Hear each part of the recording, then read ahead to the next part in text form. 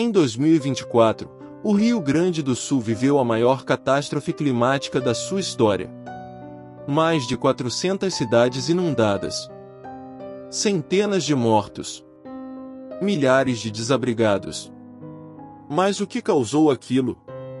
E mais importante, você sabia que existe uma previsão de que algo ainda mais intenso está a caminho, talvez o mais forte em 140 anos? Hoje você vai entender o que é o Super El Niño, por que ele assusta os cientistas e o que ele pode fazer com a sua região. Olá! Seja muito bem-vindo a mais um vídeo. Se você ainda não conhece o canal, aqui a gente explica os grandes temas do clima, meio ambiente e ciência de um jeito direto e sem enrolação. Se esse assunto te interessa, já deixa o like e se inscreve, porque hoje o tema é urgente e relevante para todo mundo no Brasil.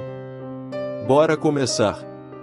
El Niño é um fenômeno climático natural que ocorre no Oceano Pacífico tropical. Em condições normais, os ventos alísios empurram as águas quentes da superfície para o lado oeste do Pacífico, para perto da Austrália e da Ásia. Mas de tempos em tempos, a cada 2 a 7 anos, esses ventos enfraquecem. A água quente começa a se acumular no lado leste, perto da costa da América do Sul. A temperatura do oceano sobe. E aí, tudo muda. Essa mudança na temperatura do oceano altera a circulação da atmosfera inteira. É como trocar o motor de uma máquina, tudo que dependia do motor antigo começa a funcionar diferente. O resultado? Padrões de chuva mudam no mundo todo. Algumas regiões ficam com chuva acima da média. Outras entram em seca severa. Temperaturas globais sobem.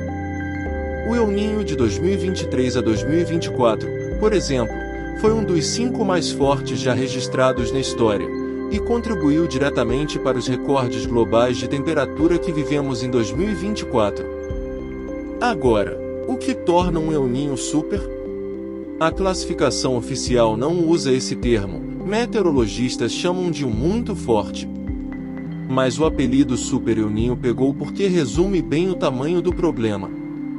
Um El Niño é classificado pela anomalia de temperatura no Pacífico. Um evento forte fica entre 1,5 e 2 graus acima do normal. Um muito forte ultrapassa 2 graus. Os eventos de 1982 a 83 e 1997 a 98 foram assim, e causaram tragédias em todos os continentes. Mas aqui está o ponto mais importante do vídeo, e que você provavelmente nunca vai ouvir no noticiário. Um Super El Niño hoje não é o mesmo de décadas atrás. Por quê?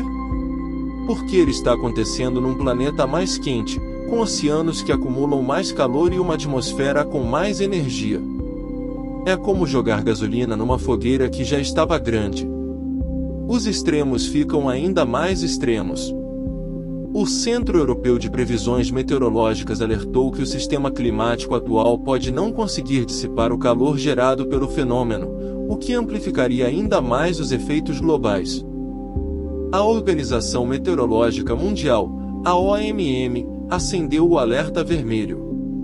Os modelos climáticos mostram aquecimento acima do normal no Oceano Pacífico, e a probabilidade de um El Niño muito forte se consolidar no segundo semestre de 2026 é de 90%. Cientistas estão comparando esse possível evento com os de 1982 a 83 e 1997 a 98, os mais destrutivos já registrados. Alguns modelos europeus chegam a sugerir que esse pode ser o mais forte em 140 anos. O INMET, Instituto Nacional de Meteorologia, afirma que ainda não há base técnica suficiente para confirmar esse nível de intensidade. Mas o monitoramento está em alerta máximo.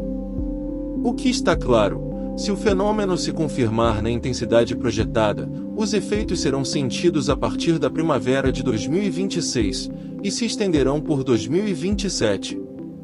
A secretária-geral da OMM, Celeste Saulo, foi direta. As previsões de El Niño e Laninha ajudam a evitar bilhões em perdas econômicas, e salvam vidas. Agora, vamos ao que mais interessa: o que cada região do Brasil pode esperar. Começando pelo sul, e não à toa. O sul do Brasil é historicamente a região mais impactada pelo El Niño. Quando o fenômeno se intensifica, aumenta a entrada de umidade e surgem sistemas de chuva persistentes. O resultado? Chuvas acima da média, rios cheios, risco de enchentes. Santa Catarina e Rio Grande do Sul aparecem entre os estados mais vulneráveis, e a preocupação é ainda maior porque o RS ainda vive os impactos das enchentes históricas de 2024. A climatologista Karina Bruno Lima, da Apex Brasil, alerta: o El Niño aumenta as chances de enchentes no sul do Brasil porque costuma provocar chuva acima da média na região. O Paraná, por sua vez, pode enfrentar alternância entre períodos de chuva intensa e oscilações climáticas que impactam a agricultura, especialmente a soja e o milho. Agora, o oposto. Enquanto o sul se prepara para a chuva, o norte enfrenta a seca. O El Niño tende a reduzir as chuvas na Amazônia e em toda a região norte. Com o Super El Niño, esse efeito se amplifica drasticamente. O que isso significa na prática? Rios amazônicos atingindo níveis históricos de seca. Comunidades ribeirinhas isoladas. Incêndios florestais se espalhando por áreas que deveriam ser úmidas. Impacto brutal na biodiversidade. O Pará já está em alerta. Um levantamento do Observatório do Clima mostrou que o Brasil tem quase 1.600 municípios em vulnerabilidade climática, e os piores indicadores estão exatamente na região norte.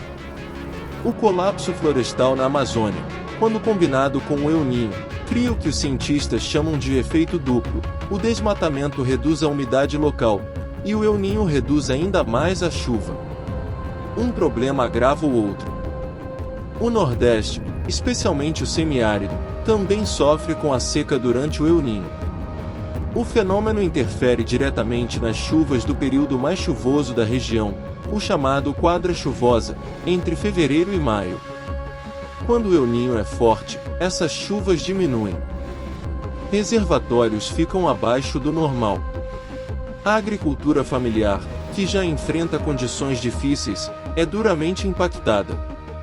O Ceará, o Rio Grande do Norte, a Paraíba, Pernambuco e o Piauí são os estados com maior risco.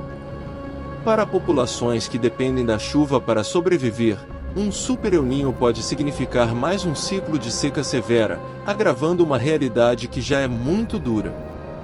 No Sudeste, o cenário é mais ambíguo, mas não menos preocupante.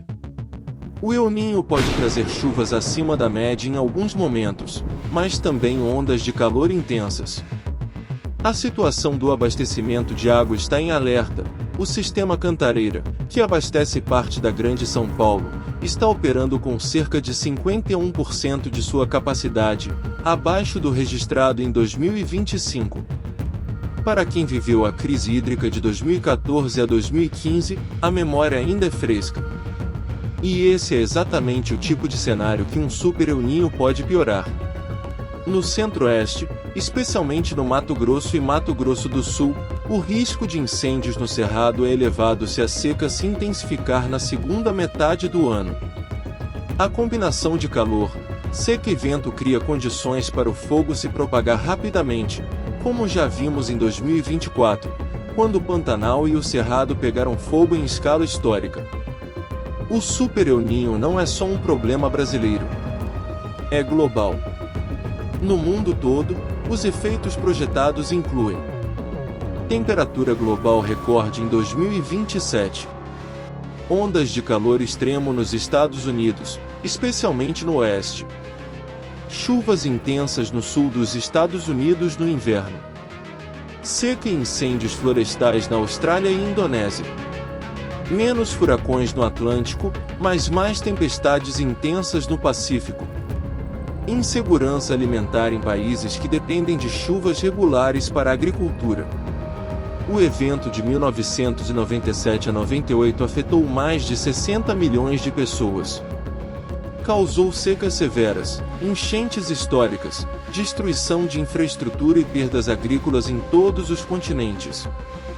Agora imagine isso num planeta que está 1,2 graus Celsius mais quente do que era em 1997. É esse o desafio que estamos enfrentando.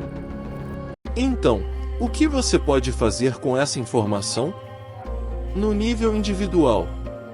Se você mora no sul, fique atento aos alertas de chuva e tenha um plano de emergência para sua família.